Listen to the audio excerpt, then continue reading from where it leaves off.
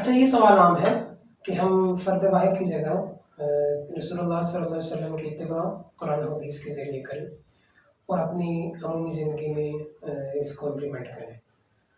और बाज़ दफ़ा जो ऐसे मुत्तबईन हैं इनको फ़िरक़ा भी तस्वुर किया जाता है, जैसे शवाफ़ी हैं तो शाफ़ी अलग फ़िरक़ा है, मालिकी हैं तो मालिकी अलग फ़िरक़ा है।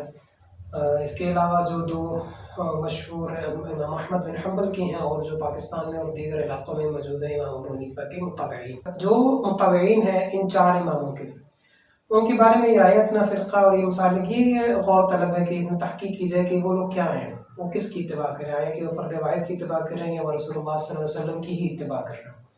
अच्छा, बिलख़ुसूस जो कि इन चार इमामों की इत्तिबा करते हैं, उनके बारे में रसूलुल्लाह सल्लल्लाहु अलैहि वसल्लम ने इरशाद फरमाया, उनके मुतालिक नहीं मगर एक आम हदीस है कि अस्सहाबी कन्नुजूम फ़बिअय्यि मुक़्तदीतुम मुहतदीतुम, कि रसूलुल्लाह सल्लल्लाहु अलैहि वसल्लम इरशाद फरमाया कि मेरे जो सहाबा हैं वो तो सितारों की मानद हैं, तो उनमें से जिस किसी की भी इत्तिबा कर लोगे तो तुम फलाह पा जाओगे।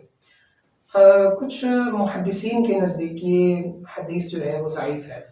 तो मज़ीद इस बारे में कुरान की आयत है, सूरह तौबा की 100 नंबर आयत है, उसमें रब तआला ने इरशाद फरमाया कि जो मुहाजिरीन और अंसार हैं ये तो अव्वलून हैं, अस्साबिक़ून अल-अव्वलून हैं, तो उनमें से किसी की इत्तिबा जो इनके नक्शे कदम पर चलेगा तो वो अल्लाह उनसे भी राज़ी है और जो उनके नक्शे कदम पर चलेगा वो भी इनसे राज़ी हो जाएगा।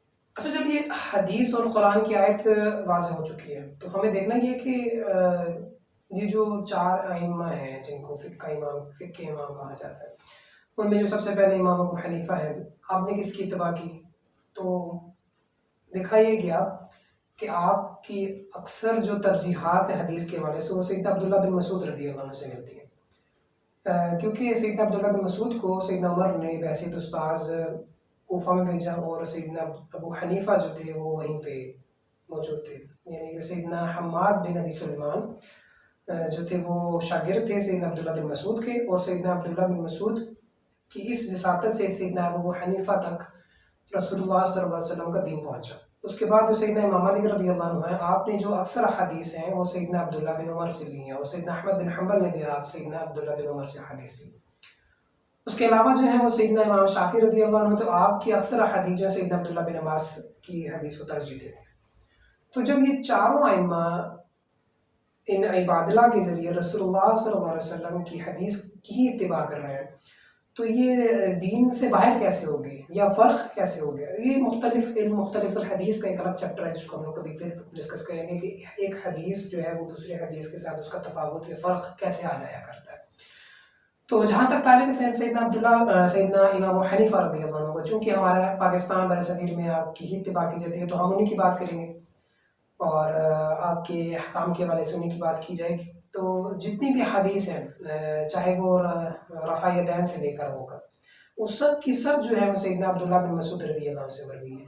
चाहे वो उसकी इब्तिदा कर लेते हैं रफ़ा यदैन के बारे में, तो ये हदीस भी मरवी है सैयदना अब्दुल्लाह बिन मसूद रज़ियल्लाहु अन्हु से कि आपने महज सिर्फ जो शुरू की तकबीर तहरीम है उसके अलावा किसी भी नमाज के रुकन में रफ़ा यदैन नहीं किया। उसके बाद जो क़िराअत ख़ल्फ़ल इमाम है, यानी कि नमाज में जब हम लोग इमाम की इत्तिबा में खड़े होते हैं तो क़िराअत करनी है या नहीं करनी, इसमें से सैयदना अब्दुल्लाह बिन मसूद रज़ियल्लाहु अन्हु की रिवायत है कि खामोश रहना है। अच्छा, तयम्मुम की जो हदीस है वो भी सैयदना अब्दुल्लाह बिन मसूद से रिवायत है जो कि हनाफ का तरीका है।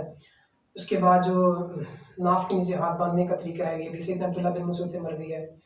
और जो मसहल खुफ़ैन है जो ख़ासकर हमारे यहाँ चमड़े के मोज़े हैं, महज़ उसके ऊपर ही मसह किया जाए ना कि आम जराबों के ऊपर, ये भी सैयदना अब्दुल्लाह बिन मसूद से रिवायत है। तो अब ये अल्टीमेटली जो तमाम जो हदीस हैं वो सैयदना अब्दुल्लाह बिन मसूद से रिवायत हैं, जिनको लिया सैयदना इमाम अबू हनीफ़ा ने अपनी फ़िक़्ह के अंदर। सुना सैयदना अब्दुल्लाह बिन मसऊद ने और सैयदना अब्दुल्लाह बिन मसूद ने पहुँचाया हम्माद बिन अबी सुलेमान के पास, और आपके जो सैयदना इमाम हनीफ़ा हैं उन्होंने उनसे तालीम ली। तो ये अलग तो नहीं हो सकती थी इनके, क्योंकि कुरान की जो आयत मैंने आपके सामने तिलावत की उसके बाद जो उससे पहले हदीस भी है कि तुमने किसी एक सहाबी की भी इत्तिबा कर ली तो तुम राह रास्त पर हो। तो ये इंसान तसव्वुर करे कि वो दीन से बाहर है या कोई ऐसी शय की इत्तिबा कर रही है वो दीन से बाहर है, तो ऐसा मुमकिन नहीं है। हमारे उस्ताद मुकर्रम सर हबीबुर रहमान आसिम साहब जो कि इस्लामिक यूनिवर्सिटी में काफ़ी अर्सा तदरीस का मामला करते रहे, उनसे मैंने ये सवाल पूछा कि ये सर ये इख्तिलाफ़ क्यों? तो आपने फरमाया कि یہ تو حسن ہے رسول اللہ صلی اللہ علیہ وسلم کی سنت کا، حدیث کا.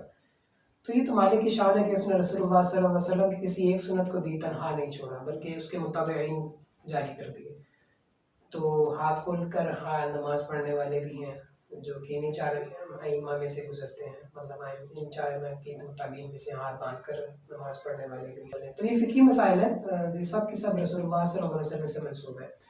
اور یہ بات بھی ذہن میں رکھنی چاہیے کہ رسول اللہ صلی اللہ علیہ وسلم نے یہ جو فقہ کا علم ہے یہ عام نہیں ہے، عام افراد کے لیے نہیں ہے. اگر ایسا ہوتا تو رسول اللہ صلی اللہ علیہ وسلم بعض صحابہ کے لیے دعا نہ فرماتے کہ یا باری طلب، جیسے سیدنا عبداللہ بن عباس رضی اللہ عنہ کی حدیث میں بھی ہے کہ آپ نے فرمایا کہ یا باری طلب سیدنا عبداللہ بن عباس کو فقہ کا علم عطا فرمائیے اور انہیں طویل کا علم عطا فرمائیے.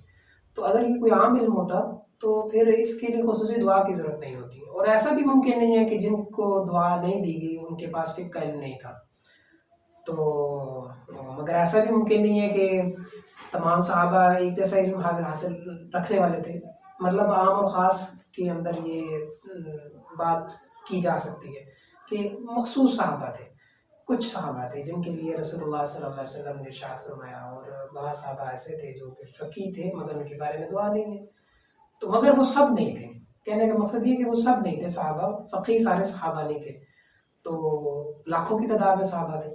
تو یہ بات ذہن میں رکھنی چاہیے کہ ہر فرد یہ سوچے کہ وہ علم کے اعتبار سے وہ قرآن سے حدیث سے حکم کو استنباط کر سکتا ہے. تو میرا خیال ہے یہ مشکل کام ہے، اور اگر کرنا بھی چاہتا ہے تو یہ اس کے علم کے دروازے کھلے ہیں.